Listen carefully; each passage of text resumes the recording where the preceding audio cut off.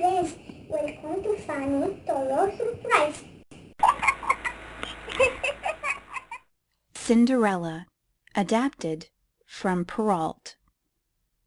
Once upon a time there was a gentleman who married for his second wife the proudest, vainest, and most selfish woman that ever was seen.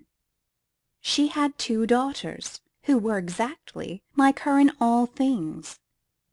The gentleman had also a daughter, but she was a young girl of the rarest sweetness and goodness. The mother could not bear the goodness of this young girl, because it made the pride and ill temper of her own daughters appear the more ugly. So she gave her the hardest work in the house to do, in order that none of their visitors might notice her.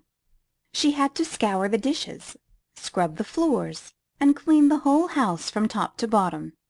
She had to sleep in the attic, upon a wretched bed of straw, while her sisters lay in fine rooms on the very softest beds.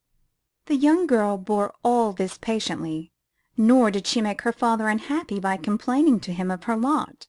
When she had done her work, she used to go into the chimney-corner and sit down among the cinders. Hence, though her name was Ella, she was called by her sisters Cinderella. Cinderella had only the poorest rags for clothes, but the sweetness and goodness that shone in her face made her 100 times more beautiful than her sisters, however richly they might be dressed. It once happened that the king's son gave a very grand ball, to which all the great people of the kingdom were invited. Our young misses were highly delighted to receive an invitation. At once they began to busy themselves in choosing the gowns, petticoats, and head-dresses which they should wear. The poor little Cinderella was not invited. Yet as she worked to get her sisters ready to go, they talked the whole day long of nothing but what they should do at the ball. "For my part," said the elder, "I shall wear my red velvet suit with French trimmings." "And I," said the younger, "shall wear my old skirt, but then, to make up for that, I shall put on my gold-flowered mantle and my splendid diamond stomacher." Though Cinderella was sad to think she must stay at home, she offered very sweetly to dress her sisters' hair. There was no one who could do it so well, and they gladly consented. Yet, even as she worked, they said unkind things to her. "Cinderella, don't you wish you could go to the ball? But people would surely laugh to see a Cinder girl at a ball." Cinderella made no answer. She went on arranging their hair. So at last she had them looking as well as 2 young misses could, whose faces expressed nothing but pride and ill temper. They paraded up and down before the long mirrors in their rooms, and then they got into the family coach and drove away to court. Cinderella looked after them until they were far out of sight. Then she crept into her corner by the chimney and fell softly a-crying. But Cinderella, like all good girls, was watched over by a fairy godmother, and as she sat there in tears, her good fairy appeared before her. "My dear, dear child," said the queer little old lady, "why are you crying?" I wish I could—" Cinderella could not finish for sobbing. "You wish," said the fairy, "that you could go to the ball? Is not that so?" "Yes, oh yes," answered Cinderella, sighing. "Well," said the fairy, "be but a good girl, and I will see that you go." Then she commanded the dear child to run into the garden and bring her a pumpkin. Cinderella went obediently and gathered the finest she could find, but she hadn't the smallest idea how a pumpkin could help her get to the ball. Her fairy godmother scooped out all the inside, leaving nothing but the rind. Then she struck it with her wand, and behold! the pumpkin became a splendid gilded coach. Next the fairy godmother went to look into the mouse-trap, where she found 6 mice. She ordered Cinderella to lift the trap-door, and as each mouse ran out, She gave it a tap with her wand. At once the mouse was changed into a horse, till before them stood 6 fine horses of a beautiful mouse-colored gray. Then she had Cinderella bring her the rat trap. In that was a very large rat with splendid whiskers, and she turned him into a coachman. Last of all she said, "Go into the garden, Cinderella, and bring me 6 lizards you will find behind the watering pot." No sooner had Cinderella done as she was commanded than the lizards became 6 footmen in gold-embroidered coats. They skipped up at once behind the coach, and sat there as grandly as though they had done nothing all their lives but serve in such a position.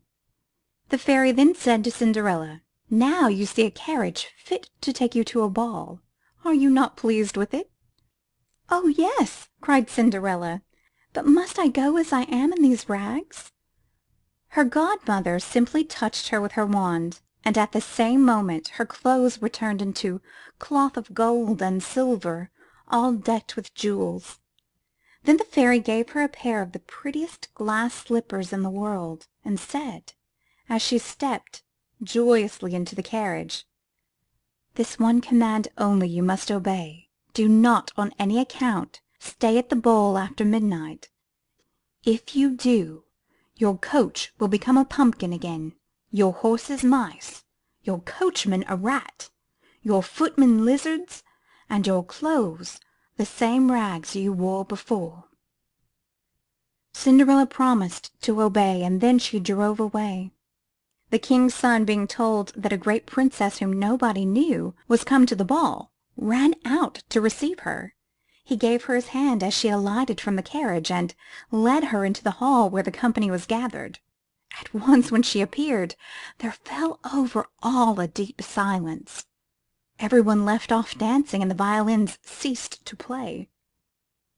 On all sides ladies and gentlemen whispered, "How beautiful she is!" The king's son conducted her to the seat of honor, and afterwards led her out to dance. She danced so gracefully that all admired her. She was kind and courteous too, even to her ill-tempered step-sisters, who did not for the moment recognize in this lovely princess their little cinder girl. At last a splendid feast was served, but in the midst of it all Cinderella heard the clock strike the quarter before 12. She rose and said farewell. Then she hastened away as fast as she could. When she got back home she found her godmother waiting. Gratefully she thanked the little old lady for what she had done, but as she was telling her all that had happened, the 2 sisters knocked at the door, and the fairy changed Cinderella's brocaded gown to rags again, and disappeared in a twinkling. In her poor old clothes Cinderella opened the door. "If you had been at the ball," said one of her sisters, "you would have seen the finest, most beautiful princess that ever your eyes looked on. She was very kind to us too, and showed us much attention. But a little cinder girl like you could never even dream of such loveliness."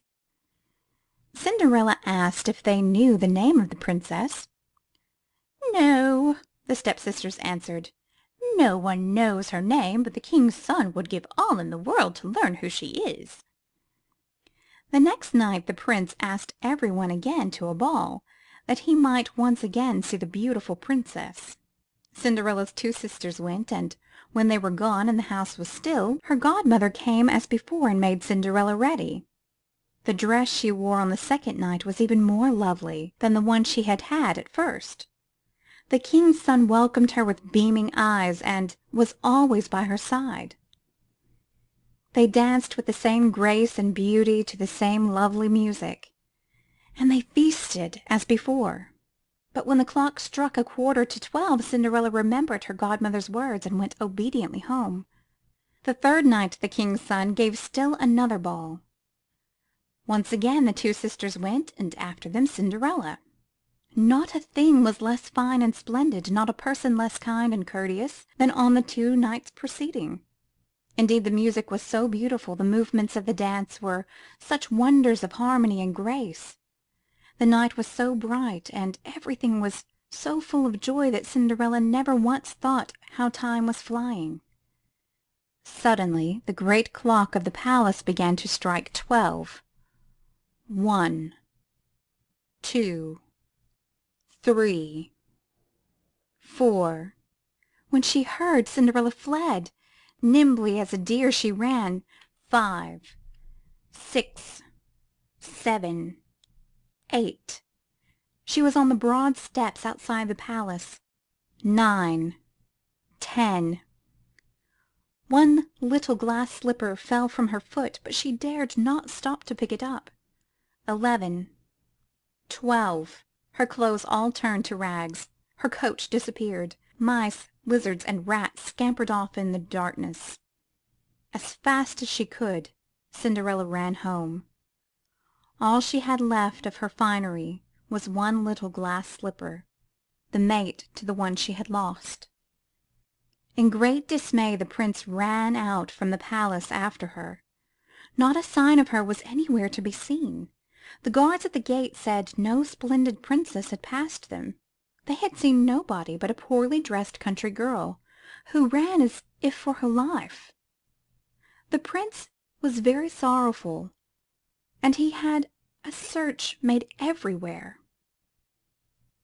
But all he could find of the beautiful princess was the one little glass slipper she had dropped. For days and days he searched.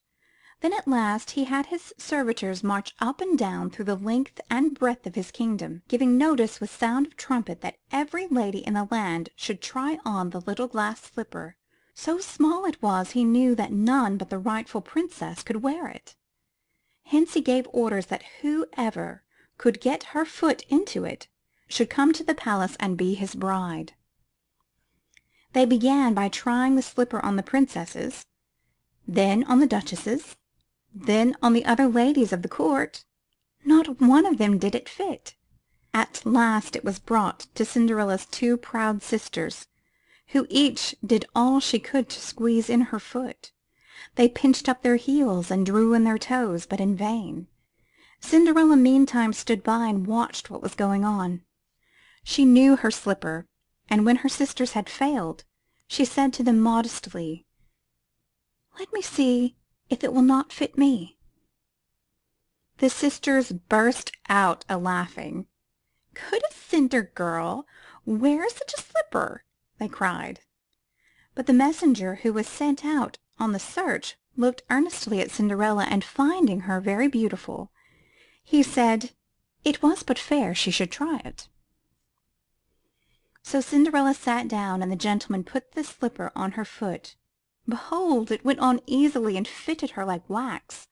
The two sisters were dumb with amazement, but their amazement was greater still when Cinderella pulled out of her pocket the mate to that beautiful slipper. Thereupon in came her good fairy, who touched the girl's clothes with her wand, and lo! they became more magnificent than any she had worn before. And now her two sisters found her to be that beautiful lady who had been so kind to them at the ball. They threw themselves at her feet to beg pardon for all their ill treatment of her. Cinderella lifted them, kissed them, and said she forgave them with all her heart. She was conducted to the young prince, dressed as she was. He thought her more charming than ever, and a few days later led her as his bride to live with him at the palace. Cinderella, who was as good as she was beautiful, gave her two sisters a home at court. Her goodness made them ashamed of themselves, so they tried to conquer their pride and ill temper, and grow to be better young misses. Bye bye friends. Please subscribe,